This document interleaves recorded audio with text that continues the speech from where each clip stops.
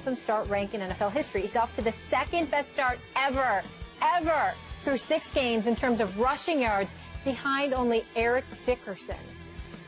Wow. Stephen A. Or I'll start with you, Max. Can Zeke get to 2,000 yards? He can. To start this season, before this season started, Ezekiel Elliott was the choice of many as the #1 overall fantasy pick. Yep. #1 overall in your fantasy draft. If you go first, take Ezekiel Elliott. Why? Because he was a stud in college. Because he is fast, like his 40 time is fast. Even his, it's not always zigzagging, but boy, he can hit a hole. And because the Dallas Cowboys have not only the best offensive line in the game, but they plan to use it. The plan coming into this season, even with Romo as quarterback, was they're going to hand the ball to Ezekiel Elliott more than any team is going to hand the ball to their running back. And unlike a team like Los Angeles, where they're just going to stack the box against Gurley because they have no other offense. In fact, there are some other offensive weapons on Dallas. They're going to have to play Dallas a little more honestly. So everyone knew Ezekiel Elliott was going to eat this season, which is why not getting off to the fastest start the first couple games, people like me were like, whoa, the game plan is to give him the ball. They're giving it to him. The offensive line is amazing, and he's still not racking up the yards. He needs about 120 yards a game the rest of the way to get to 2,000 yards. It's been done before, after all. And I absolutely think he can get it. If you look at these holes the offensive line is opening for him, Stephen A., they're sometimes not touching him for 8 or 10 yards. It's not like he's breaking tackles. He's going through wide open holes with breakaway speed. He can get it. He's got 2 games against the Eagles coming up. He's got a game against the Baltimore Ravens coming up. He's got a game against the Minnesota Vikings coming up. He's got a game against the Giants coming up. And Detroit and Tampa. I'm quite sure he'll have a few hundred more yard-plus games. I'm quite sure he's going to get close to 300 carries because DeMarco Murray in his 1,845-yard season had 292 carries. He ain't getting 2,000 yards. It's not going to happen. Because somehow, some way, again, y'all don't understand who the Cowboys are and how they're going to mess things up. It's easy to give him the ball that much now because Des Bryant's not there, okay, and Tony Romo is not back. You don't have questions and trepidation about that. Remember, it don't matter who you start if all you're going to do is hand the ball over to Ezekiel Elliott. But when you have to worry about that, okay, that's an issue. So Dak is going to be in a mood to prove himself, and they're having more and more faith in him and letting him venture out and take more risk and do more things. Then you've got Des Bryant and his imminent return. You still got Jason Witten and Cole Beasley to get the ball to. You have Darren McFadden ultimately coming back with Alfred Morris already there, even though Alfred Morris only got like 33 carries and Ezekiel Elliott already has 137. You got to be concerned about the fact that even though he's a rookie, he's a fourth overall pick in the first round. You're going to want to be cognizant and protective of him. So all of those elements that come into the equation are going to dissipate the number of touches to some degree. It's going to interfere with what they've been doing over the first 6 games. And as a result, that's going to get in the way. I'm not saying he couldn't, meaning he doesn't have the ability to pull it off, because he clearly does, particularly behind that offensive line. But one of those elements, if not a multitude of them, will come into play, which will prevent him from getting 2,000 yards. I disagree. 2 reasons. 1, the most impressive thing about the Dallas Cowboys this year, and you hear analysts say this, and sometimes it sounds like BS when you have nothing better to say, but sometimes it applies. The team doesn't know what it is, who they are. They don't have their identity. Dallas has its identity. It is a time of possession, ball control offense. You do that by running the ball. You know, you don't do that by taking shots down the field constantly. You do that by handing it to a dominant back behind an excellent offensive line and with a quarterback that's not going to turn the ball over. That's exactly who Dallas is. That's how they're having their success. And furthermore, that's just the execution of the game plan heading into the season. This is who they wanted to be and planned to be, and now it's successful. That's 1. 2, in terms of being protective of the running back, you're not protective of your running back. Well, they spent a high draft pick on him. What you want to do with a running back is use him up before you have to pay him.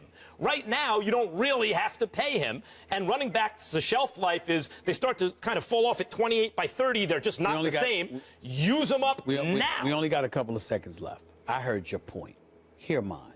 Number 1, you wanted to do that primarily to protect Tony Romo. you don't have such concerns with Dak Prescott, okay? You have to look at it from that perspective. And I think that absolutely cannot be ignored. And number two, you would be right about Ezekiel Elliott, but keep in mind this point.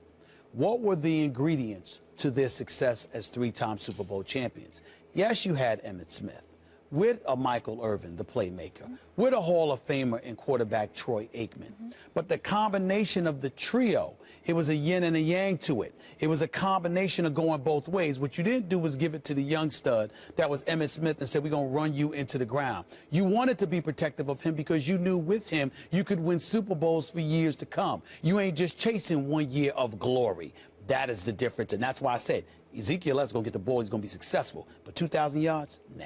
Bengals linebacker Vontaze Burfict already missed the first 3 games of the season thanks to a suspension for a helmet-to-helmet hit in last year's playoffs. So his actions in Sunday's game against the Patriots shows he may not have learned too much from that time off. The NFL is reviewing 2 plays from the game. The first, a low hit on Martellus Bennett. After the game, Bennett said Burfict did apologize to him and told him it wasn't intentional. And the second play, an alleged stomp on LeGarrette Blount after a late touchdown. So a decision on potential discipline for Burfict is expected no later than Wednesday afternoon, a league source telling ESPN.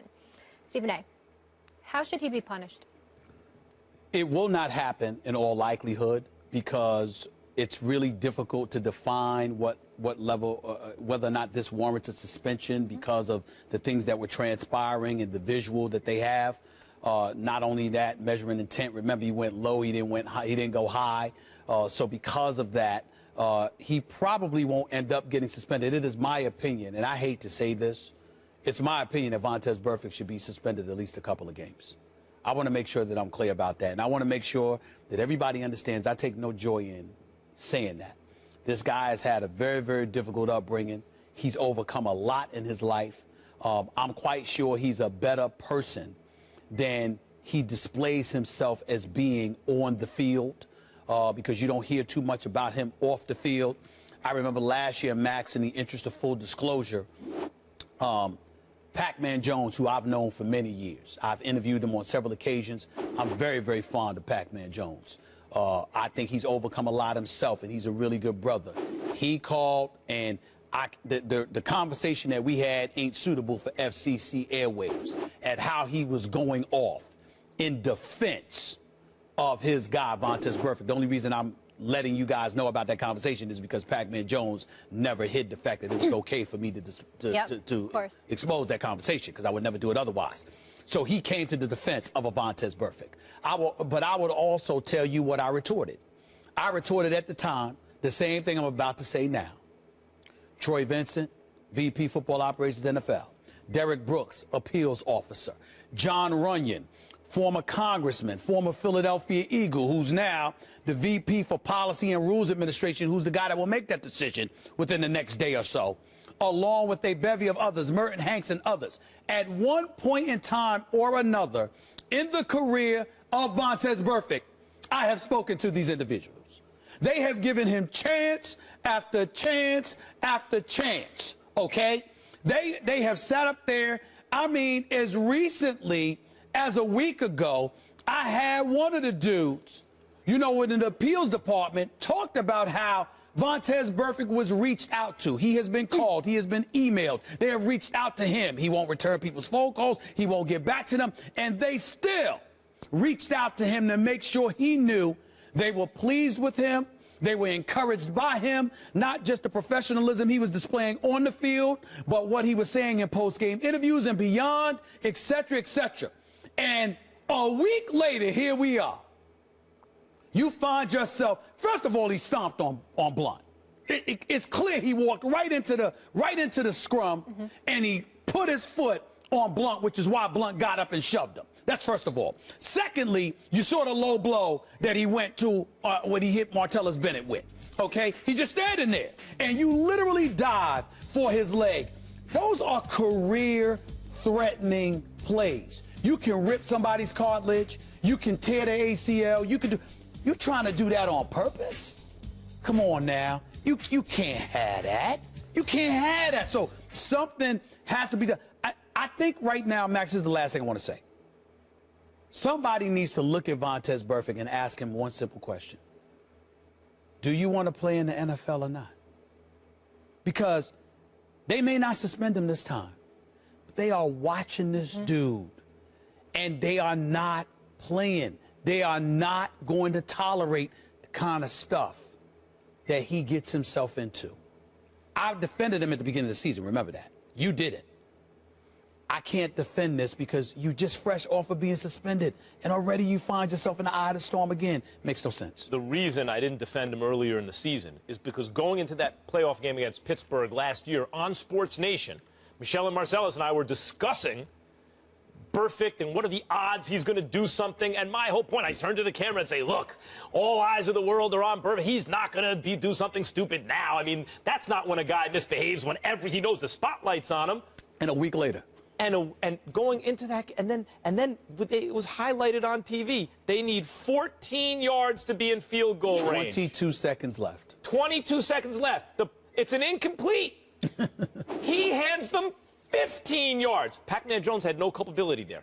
Pac-Man Jones didn't do anything wrong in that game. But Vontaze Burfict sure did when everyone... That was the question heading into that game. The question, not about the quarterbacks, it was about Vontaze Burfict and his behavior. Would he blow it? And 14 yards, he hands him 15. You couldn't write in the script any better or worse. Okay, so that's when I'm like, okay, this guy has a problem. Stephen A., here's the issue here. Whether or not he gets suspended, he should be suspended 2 games. 1, for stomping on Blunt. The reason is, and Marcellus Wiley, who I worked with on the radio and TV, we saw each other 10 hours a day for 5 straight years plus. Used to talk about this all the time. No wonder he's happy you're going.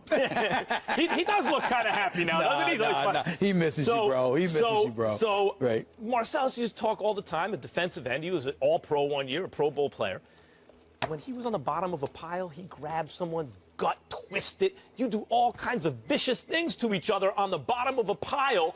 And, hey, if the camera picks it up, if you get caught, that's something else. But you don't want to. That's not what happened. Burfict is not in the pile. He walks over and in plain sight of everyone, stomps Blunt. 1 game. Okay, now we're talking about the Bennett hit. He went low, not high. That's true. But it wasn't a play. It wasn't. The ball wasn't coming to Bennett. The play was already over down the field. And you had just finished arguing with him a few plays early. So when I talk about Odell Beckham Jr., hey, Stephen A., it's impulse control. He took off his helmet. Those are relatively benign infractions, and I'm mad at Odell because he's actually hurting the team. But in Burfict's case, these are major infractions, injury-causing infractions, potentially career-ending infractions in Bennett's case, and it's hurting his team. That's a problem. Vontaze Burfict had been fined about 4 previous times in 2015 alone, including the $50,000 fine a week before the Steelers game, Week 17, going into Week 17. So now you have this. Between James Thrash, Derek Brooks, okay, Troy Vincent, Merton Hanks, Lord knows who else, they have been on the phone or in person with this man on at least 15 separate occasions. 15! Enough's enough. Vontaze Burfict needs to ask himself one question. Do you want to play in the NFL or not? And if he does, there's something he has to do.